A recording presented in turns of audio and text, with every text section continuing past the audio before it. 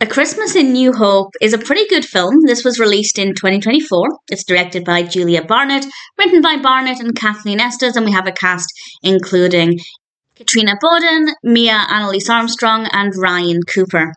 And this is about a mother and her daughter. And I will say the daughter has Down syndrome, and I don't like the fact that that's a big deal, that a film finally has a character with Down syndrome in it, because that shouldn't be a big deal. It should just be something that happens. But obviously, that's not the case, unfortunately. And the film definitely deserves some praise for just getting on with it and not making a big deal out of it and just saying, yes, this character has Down syndrome, now let's tell the story. And I like that. I think that worked really well. And hopefully it, sparks other films to do something similar and to have wider representation. So the film definitely deserves praise for that. And the narrative itself is quite interesting. It's about an influencer. And when I read that, I kind of thought, really, is this going to be an irritating film? But actually, she's a really likable character. This is our protagonist, Victoria, with her young daughter, Charlie. And she happens to meet her neighbour, Gavin, and they don't get off to the best of starts, but things obviously take a different direction as the narrative progresses, and we dig into the romantic aspect.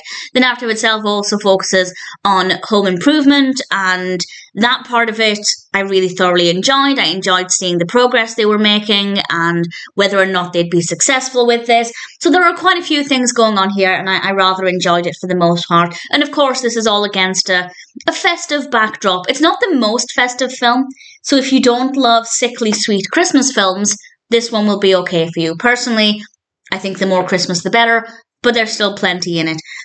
I will say I won't say what happens at the end, but towards the end, maybe in the final third, it took a couple of directions I just didn't care for.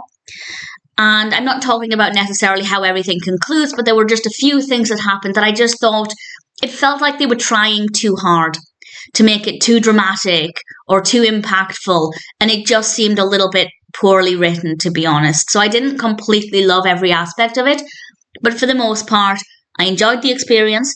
I liked the characters. The performances were very good. The home improvement aspect, I really liked. The romantic aspect worked really well. And the Christmas aspect as well. Might not be as strong as I like, but it's still not too bad. So I'm happy to recommend it. I think A Christmas in New Hope is generally a really pleasant experience with some great cast and characters and certainly a nice narrative. Apart from a few small things with the story, I'd say it was pretty satisfying. If it sounds like something that might appeal to you, then needless to say, I'm very happy to recommend A Christmas in New Hope.